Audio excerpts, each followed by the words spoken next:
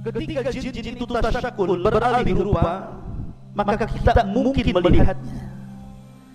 Bisa saja seseorang kemudian melihat ada burung hantu disangka hantu, karena ada hantunya, burung hantu.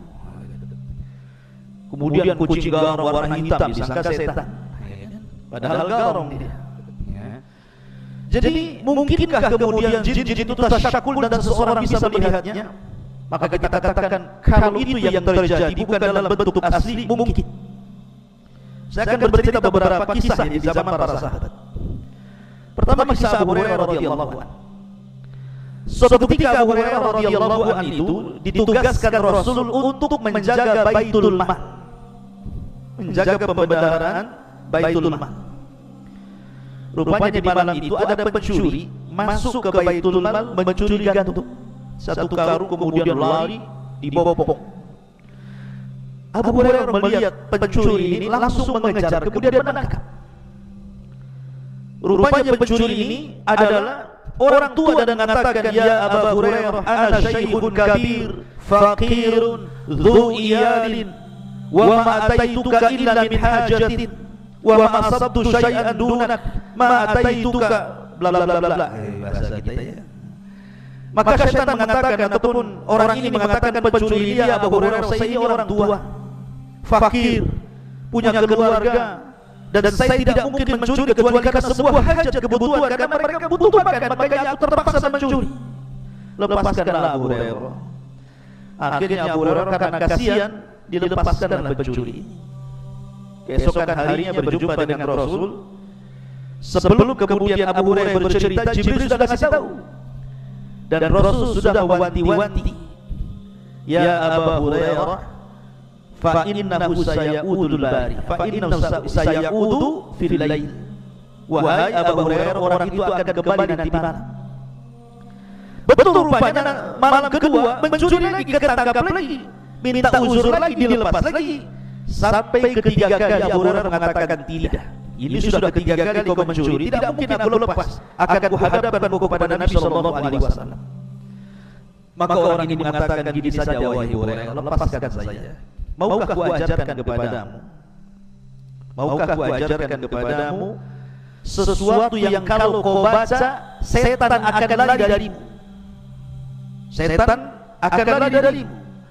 Kemudian orang ini mengatakan, ya Abu Hurairah, apabila engkau hendak beranjak ke pembaringanmu, bacalah suratul kursi, maka tidak ada setan yang bisa mendekatimu sejak kau tidur sampai kau bangun.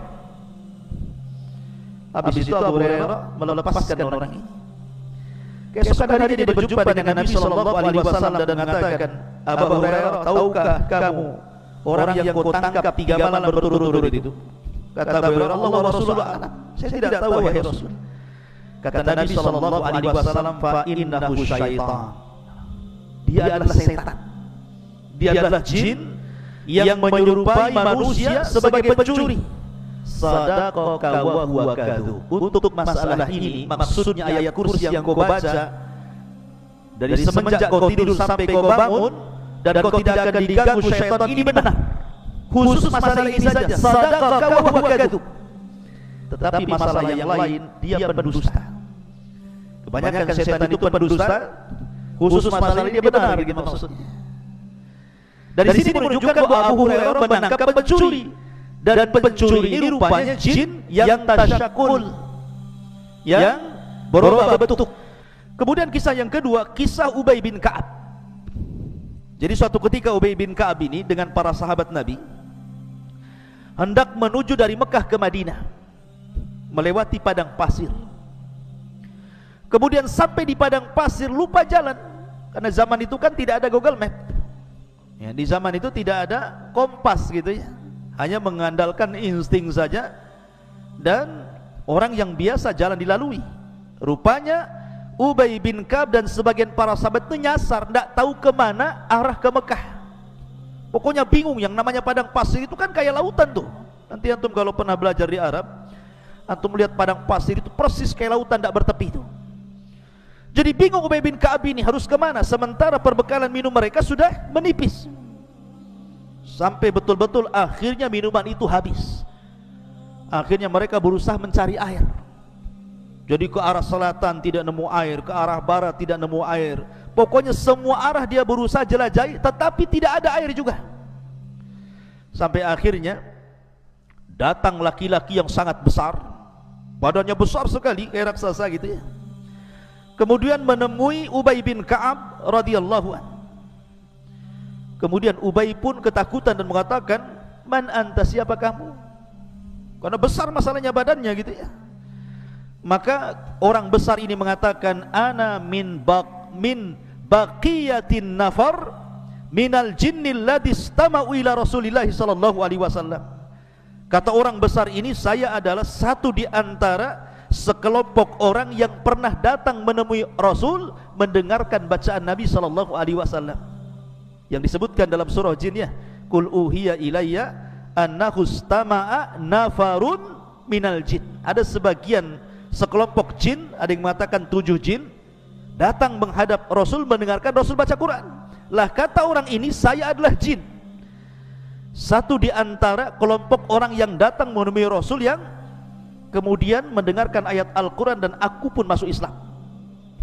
Kemudian dia mengatakan, aku pernah mendengar Rasul bersabda, "Al-Muslim akhul Muslim." Muslim itu saudaranya Muslim yang lain. Baik kutunjukkan kamu ke arah di mana ada mata air di sana. Akhirnya kemudian jin ini mengarahkan arah ke arah sini, "Khudut tariq, ambillah jalan ini wahai Ubay, engkau akan mendapatkan air." Akhirnya Ubay bin Ka'ab pun membawa para sahabatnya kemudian mengarah ke yang ditunjukkan jin tadi itu ya, dan dalam berbentuk orang besar tadi, rupanya betul dia mendapatkan air di situ dan selamat dari kematian di padang pasir. Lihat, terkadang jin itu tasyakul, berbentuk manusia atau berbentuk yang lainnya. Ini kisah yang kedua. Kisah yang ketiga, di zaman Umar bin Khattab radhiyallahu anhu. Jadi ketika para sahabat Nabi sallallahu alaihi wasallam berada di Yamamah ketika dalam kondisi perang, tiba-tiba salah seorang sahabat berjumpa dengan orang yang penampilannya aneh. Orang yang penampilannya aneh mengatakan kepada sahabat ini dan mengatakan, "Dari mana kalian?" Dia mengatakan, "Kami pasukan perang yang diutus oleh Amirul Mukminin Umar bin Khattab radhiyallahu anhu." Kemudian sahabat ini bertanya, "Man anta, siapa kamu?" Maka orang yang aneh ini mengatakan, "Ana minan Nahawan, saya dari Nahawan.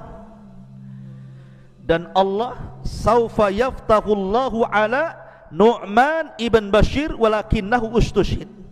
Tiba-tiba dia mengatakan, sebentar lagi kan kalian akan menyerbu Nahawan, kupastikan kalian akan menang.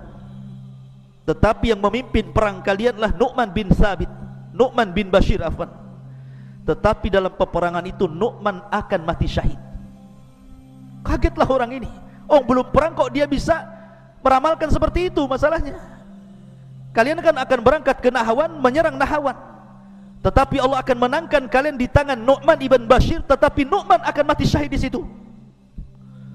Akhirnya orang ini, sahabat ini langsung lari menuju Umar bin Khattab radhiyallahu anhu dan mengatakan, "Ya Amirul Mukminin, tadi saya berjumpa dengan orang yang aneh.